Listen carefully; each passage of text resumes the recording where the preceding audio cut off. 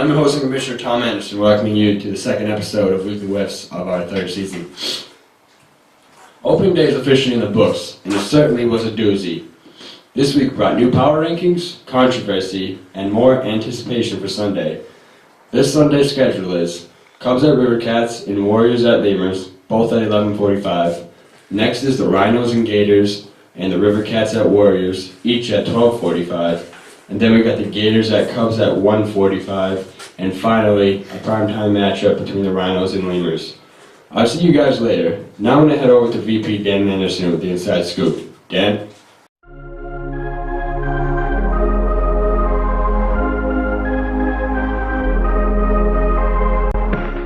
Thank you, Tom. Hello, folks. This is the Inside Scoop with your VP, Dan Anderson. Alright, let's start off by getting right into the updated power rankings. At the top, it's the Lemurs and the Warriors. The Lemurs went 2-0 opening day. Pretty dominant performance on the mound between Tom and Weldon. They'll definitely be a force to reckon with this year. And surprise, surprise, the Warriors went 2-0 opening day. I definitely didn't expect this to happen, but I think they pretty much owe it to Connor Scully. When that kid shows up, he'll definitely do some damage, so that should be interesting to see this season. In third, it's the Cubs at 1-1.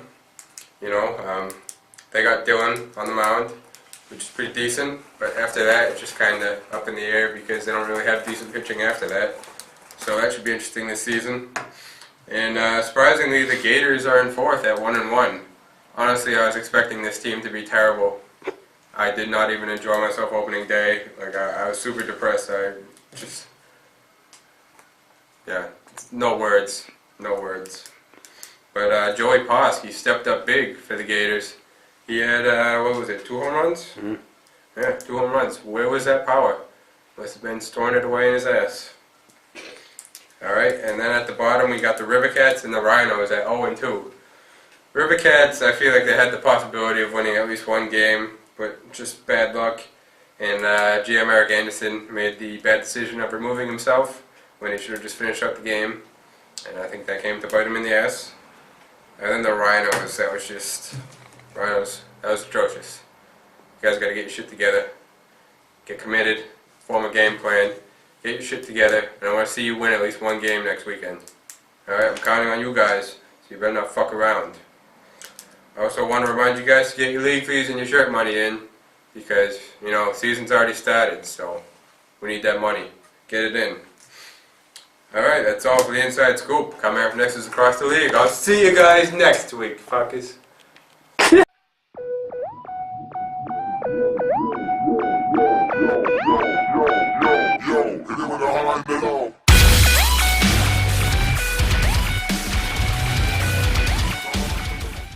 Thank you, Dan, and hello, PWO Universe. This is Across the League, and as always, I'm joined by my co-host, Mr. Eric Lear. We're going to start off by going over what our biggest surprise was in Week 1. You want to start? Yeah, I think the biggest surprise is honestly the Gators walking off against you guys. That team was not expected to do many things, but the way they played, they played like a very good team. They had a lot of chemistry. It was a big thing because they fed off each other, especially Joey. He went off. Yeah, Joey raved. He has more homers already this year than last year, so that just goes to show you what kind of fire he was building up trying to face his former team. My biggest surprise of Week 1 was actually Tom Anderson and his dominant performance against the Cubs. Yeah, he was nothing special in the preseason, to be honest. I think he was just holding it back. Yeah, probably. But he had 17 Ks out of a possible 18 outs, which is just fucking ridiculous. It's insane. And just facing that lineup of the Cubs, it's absurd. Who was the one not K? Was it a hit or was it a walk? It was a pop-up. Oh. That was it? Yeah, Tom only gave up a 4-hitter, I believe. Pretty dominant performance. And that leads me into my next point. Is Tom back? I think he is, to be honest. He had 6 home runs. How many did he have in the Cubs game? 3? Against Dylan. Yep. Yeah. He was the whole team. He hit all the RBIs and didn't let anyone. Yeah, I would have to say Tom's back because as much as nobody wants to admit it, he shut out the Cubs, which has Emo, Dylan, Hamlin, and Chris Broder, the most dominant hitting four in the league, and Definitely. just on opening day, just like he's been doing it all summer. Yep. Yeah, I think Tom definitely is back. I mean, right now he's the favorite for MVP and Cy Young. Whether or not I can keep it up remains to be seen, but Yeah, sell it out at opening day. It's the least of that. I have faith that he'll be able to keep it up. But the newly acquired players for the Warriors, Scully and Gannon, they both showed up opening day. They both had pretty good performances. How do you feel about your teammates?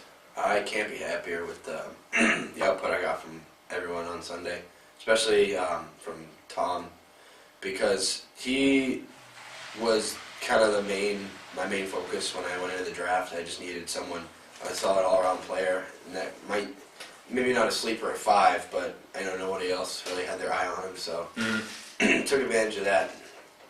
And so far he's shown up pretty well. And you guys did 9 runs in his first outing since 2012. Yeah, that was pretty amazing. And then Scully came out of nowhere. I wasn't expecting him to show up. The game had already started. I figured, oh, Scully's not going to be there. And then, that might have been just a little bit of luck, but I'll take it. Into an hour start, so. Exactly. Couldn't have gone any better for you guys. They're both going to be there this week? Tom is, Scully has not answered my text. Jack is actually on vacation. Ooh. So. Could be a hit to the Warriors this weekend. Although I know Froyo is not under house arrest or whatever the fuck was that. I guess his mom took away his car and said you can't go anywhere. Okay, that's cool. Jeez. But. And what about Bonzi? Nothing? Bonzi, Cook told me Bonzi actually doesn't want to play anymore, like in the league at all. Oh, all right then. Well, there you go. Guys have wasted whatever. Well, what can you do?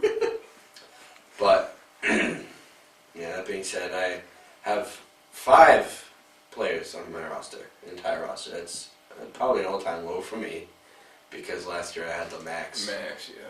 And they all showed up too. It wasn't like I needed every person because I'd only field 3 people a team. But you know, I'm not worried. 5's a good number. But yeah, like Lear had said in the beginning, the Gators actually got their first win, and first managerial win for Bobby Zacharias, which is big win. Give him a round of applause for that one. I mean, the River Cats were actually shocked. We had a substantial lead going into that last inning, and Fitzy had to go to work, so then I proceeded to take myself out. That way I could field in the bag for Benoit, and the wheels just fell completely off the bus, and that's all she wrote. I don't really know what happened, but I feel like the Gators could actually be pretty decent. Yeah, especially the way that they feed off each other. Like, between Lovely, Cisco, Joey, and Cook, that 4, they're very similar in the way they play and how they conduct themselves around each other, so I feel like that definitely helps them. And even Dan went deep opening day. Did he really? Yeah. That I did not know, so. Yep.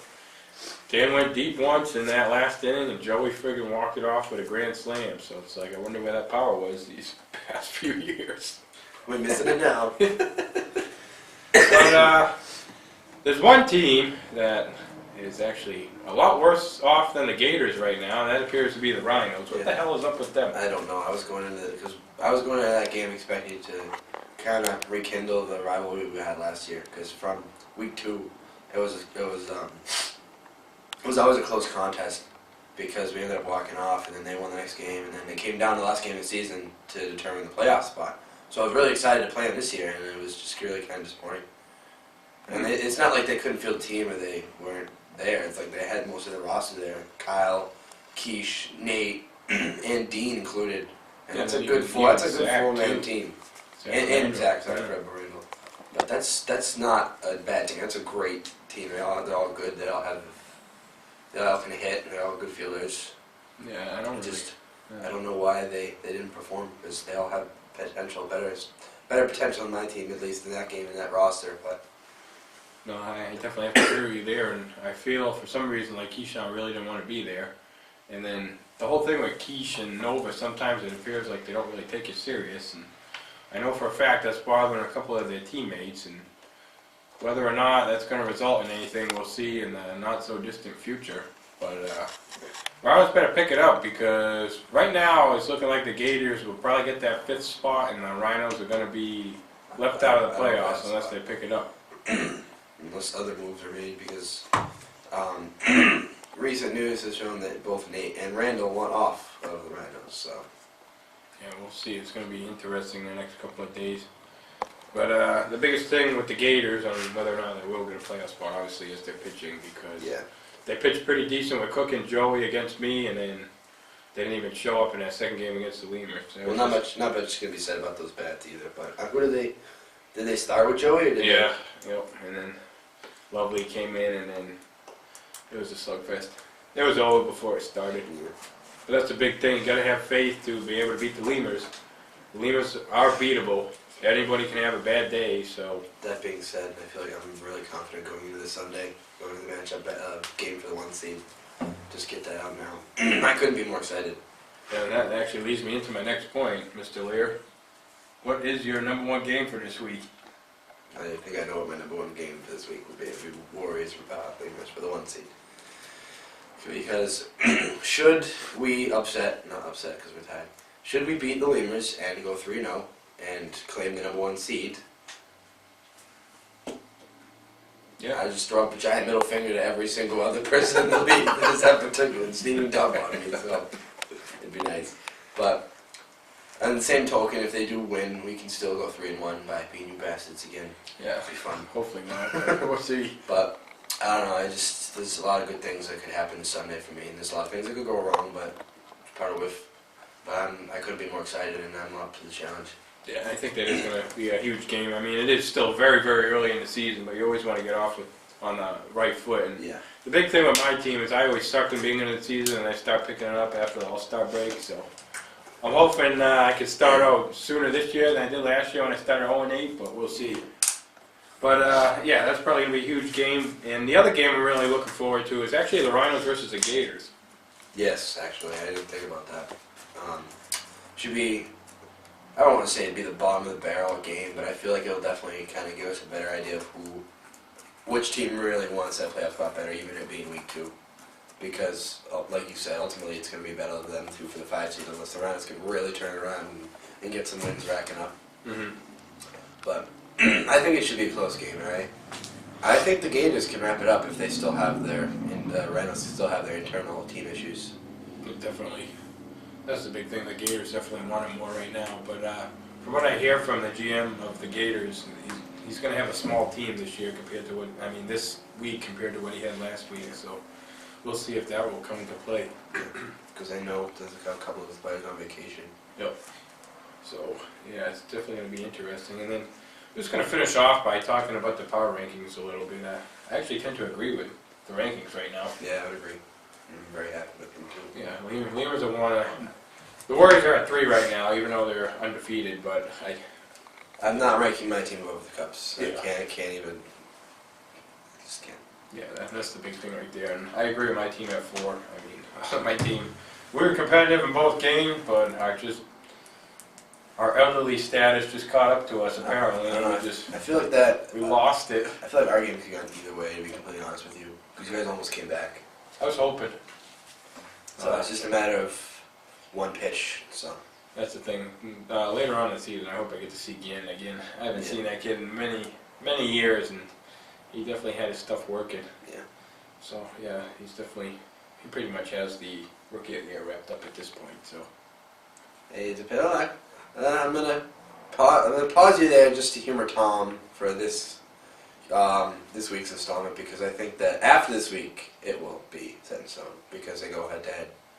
Oh yeah, I forgot about because that. he's throwing champagne for that game, so should be very, very interesting. You know, Paul, if things get bad, yeah. But anyway, I am excited. I can't say that enough, and that will be a very, very big thing for the 2-man Rookie of the Year race. But I think Dr. Winkley has this one wrapped up. I'm very confident. Yeah, Although the way you look. I will say that John came to play on Sunday. He had, what did he have? 7 or 8 RBIs and a dinger. Yeah, he had a hot bat. So it was also good on his part. So Yeah, it'll definitely be interesting, but like you said, it is a two-man race. There's nobody else that's going to show up, so. It all starts on Sunday, whether or not who has the upper hand on the Rookie of the Year race. So. Yeah. But with that being said, we will leave you for this installment of Across the League. I'm going to send it off to Tom for his outro. Take it easy, you guys. Thank you for watching, folks. I'm your host, Mr. Tom Anderson, signing off for this episode of Weekly Wiffs. I'll see you all on Sunday. Thank you for watching. Don't accuse anyone of rigging the league, because that's not even true. I don't really know where I'm going with this, so I'm just kind of talking out of my ass. Fucking cock. Over our surprise of week 1. Hold on, What's redo our it. surprise? Stop it. Didn't come out of the fucking hole. Jesus. Fuck! That's it, Thomas! Thank you, Dan. And hello, PW in reverse. Jesus.